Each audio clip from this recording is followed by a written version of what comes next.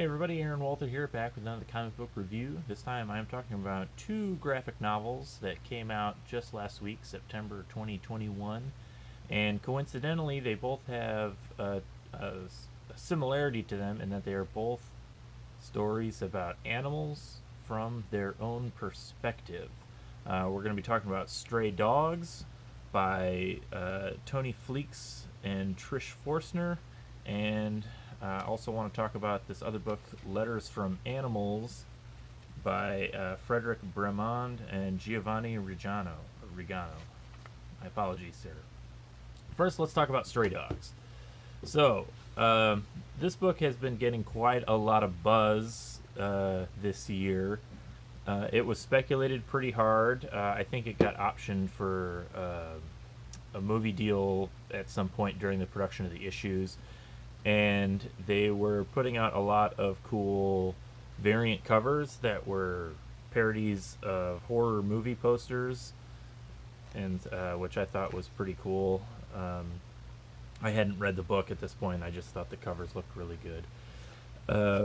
Some of my coworkers highly recommended this book. They thought it was really, really great, and I thought it was just fine. The basic setup is that it's a suspense thriller told from the perspective of these dogs that all live in this house together, and the strongest storytelling part of this book is the use of the animal's perspective. Dogs don't have a very strong short-term memory, so while they'll be able to remember things like their owners' faces and commands and their home and stuff, they don't pay attention, or they don't remember things that happen to them day to day. So like like if their owner leaves for work, they're not traumatized by it. Specifically, it's set up with a vet visit for the main character Sophie, and she has to get her shots, and the owner is worried that she's going to be traumatized by getting these shots, and it's explained to her that the dog's not going to remember the shots. While she will remember some things, she's not going to remember every little thing. So other than that, it's pretty much a very straightforward suspense thriller where all the dogs are trapped in the house and there's this mysterious owner, and I don't want to necessarily spoil it, but at the same time, there's not a whole lot to spoil. I think it pretty much goes how you might expect. To be perfectly honest, as I was reading through this, I was expecting more of a twist or like a play on the setup and the suspense thriller genre, but it really wasn't. I think the strength from this book and the popularity definitely comes from the dogs as characters, because they all are represented by different breeds of dogs. I'm trying to find another good shot of like all the dogs together.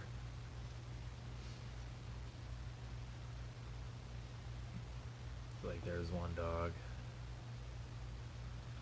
And so the dogs, as they begin to interact, and Sophie's the main character. She's kind of driving the whole plot where she misses her owner, and she's convinced that their new master murdered her previous owner.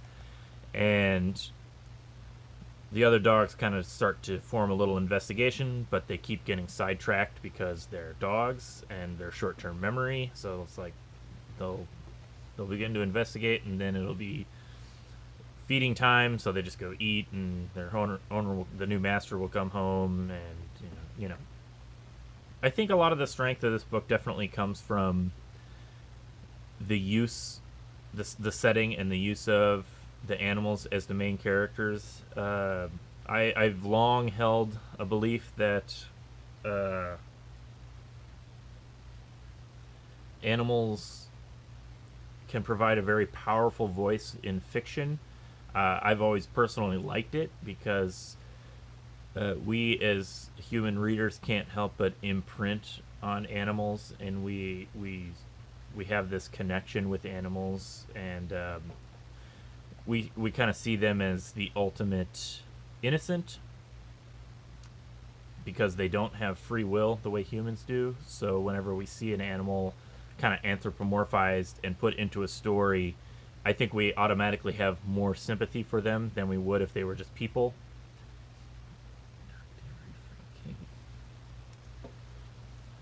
There's not a lot of really scary imagery in this book. It it looks good, but like I said, it's pretty straightforward.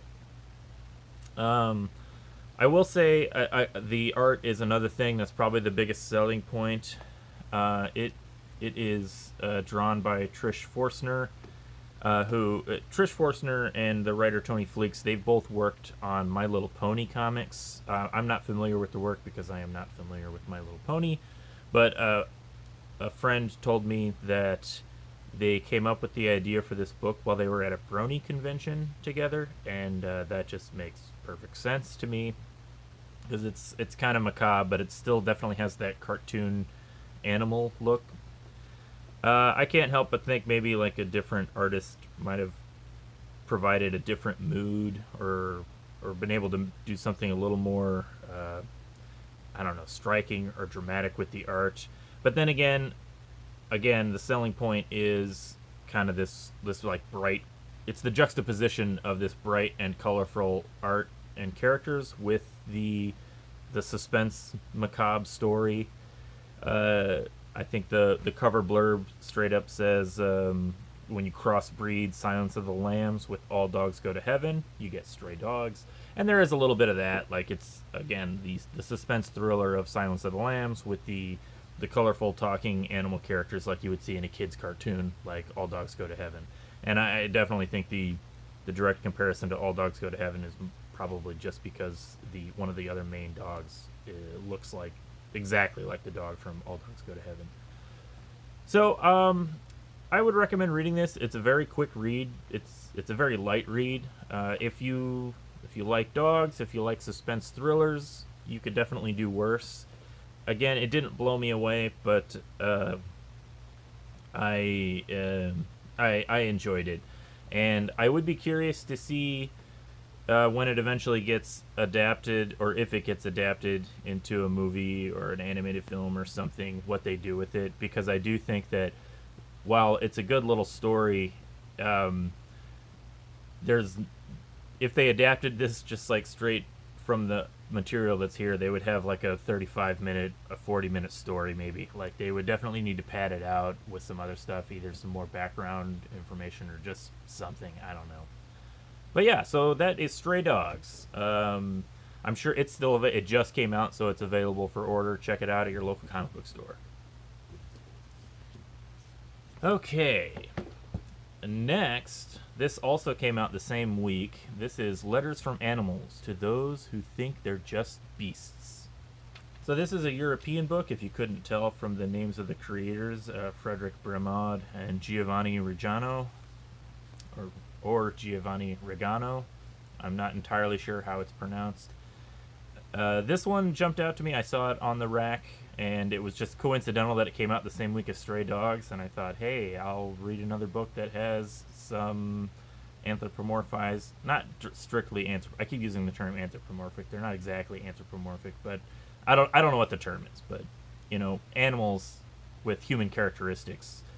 And this is a lot different than Stray Dogs. What this is a collection of short stories told from animals' perspective, but it's not exactly fiction. It's more like it's what it says on the cover. They're letters from animals, and they are providing a little bit of information on both their species and their history of their existence as it relates to human culture, and they are also pleading their case for why they need to be either protected or saved or stuff along those lines. This is very much an animal activist book. everything is it's about the histories of animal abuse. So things like dog breeding, factory farming, poaching animals.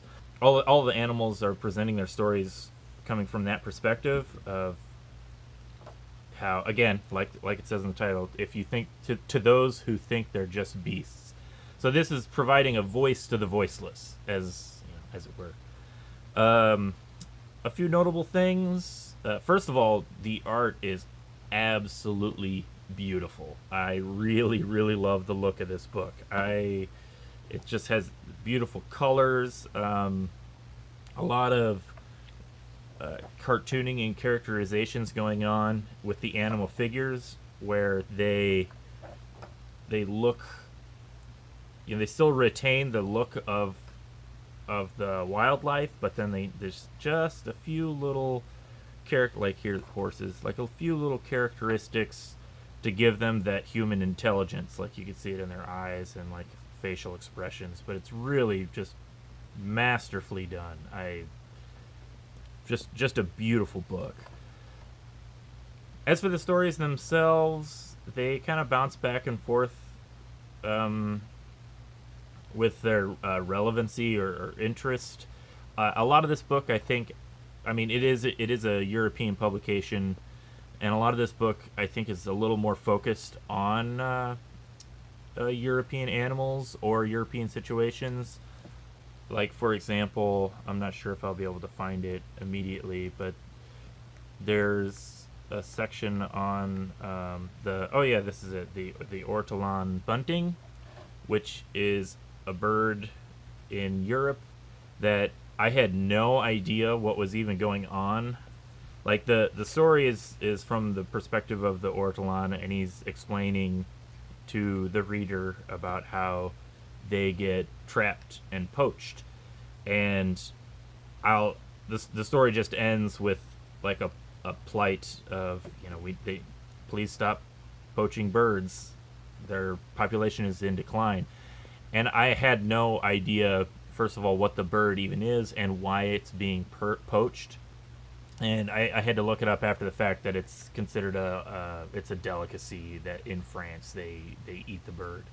So there's a few stories where I get the underlying function of this book is from an animal rights activist perspective, and it's really just about raising awareness to the needs and the feelings of animals. But there's a few times where I thought a little more just straight history would have been helpful. Like I said, they didn't even explain why the ortolan was being poached, and maybe in France, I'm sure it doesn't need to be explained, but as an American, I had no idea what was going on there. And there's a few that it's not like that with every story. That was just the one that stood out the most to me. There's also, it's the translation is fairly good, except for there was one little thing that I noticed was kind of odd. I thought it was just pretty funny in this short story about vultures.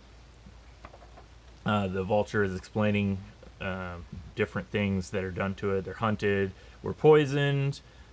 This is going to be delicious, he says. And then in this last panel, the vulture says, and then the cherry on the cake, we are stuffed. That is not an idiom in English. That is like mixing two idioms. There's the cherry on top, like a milkshake, and the cherry on top of the milkshake, and then there's the icing on the cake. So that's two different idioms that got mixed together to form one kind of funny misquoted idiom. But other than that, the translation is really good.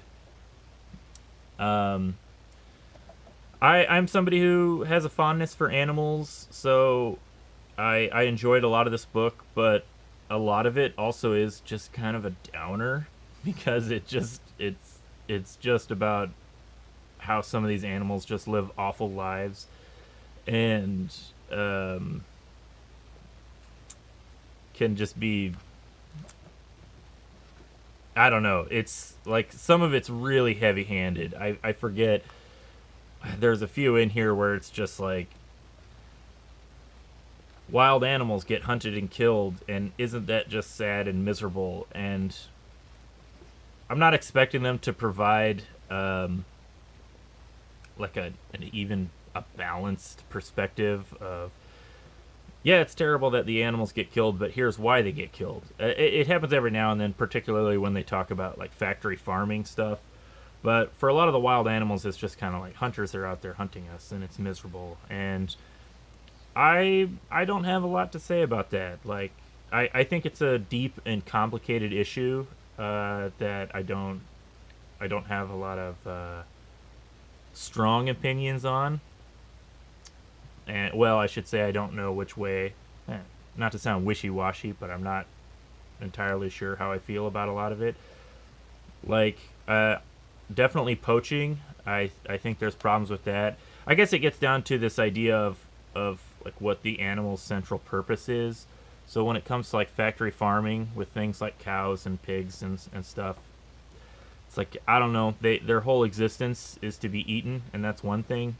But then when you get to like bullfights, which is something that I think might be even the highlight of the book, is when they talk about the the matadors and the bullfights in Spain, because something a lot of Americans probably aren't going to be entirely familiar with. Like you might be aware that it's a thing and it might be kind of cruel, but when you really get into like what actually happens with the bullfight, about how the bull is essentially tortured and then murdered, it's just horrific. Like it, and just all for sport.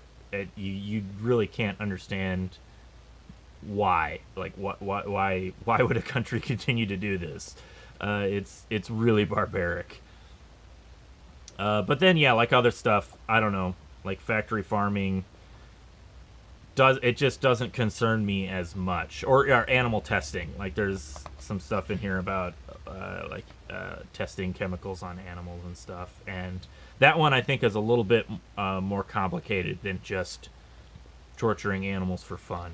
And there's some stuff in here about uh, like put like shark fins, like poaching sharks for like that. Again, just seems kind of pointless. I don't really understand the need for something like that. But regardless of that, I definitely think it was an interesting read. It's one of those books where it's again, it wasn't like my favorite thing I've ever read, but it's food for thought. It definitely, I was struck by a lot of stuff in it, and whether I agreed or disagreed with whatever was being talked about, it gave me something to think about as I was reading it, which I always appreciate. It wasn't superficial. This book carries a little bit of weight to it. Um, and there's some information in the back too about there's some interviews with the creators, and then there's talking about bird shelters and things you can do for activists. There's this page, the problem with cats. Don't look, Bella. No, don't look. But yeah, if nothing else, it's really beautifully done. I love the art. I love the look of the animals. Yeah, it's definitely something that's probably not. It's not made specifically for kids, but the intention is it can be an educational book that you could give to kids and kind of give them food for thought. But yeah, so these are the two books I talked about: Stray Dogs, Letters from Animals. Again, interesting use of humans and our connection to animals, and how we can imprint personalities on them, and that can elevate the story that is being told. So yeah, if they seem like something you might be interested in, I definitely recommend check it out. All right, thanks everybody for listening. My name again is Aaron Walther. If you like this channel, please like, subscribe, share it, and maybe watch it like 5 million times to get those views up. Whatever. And you can head on over to my website, secondthoughtcomics.com, to check out some of the books that I write and self-publish. Thanks. I'll see you next time.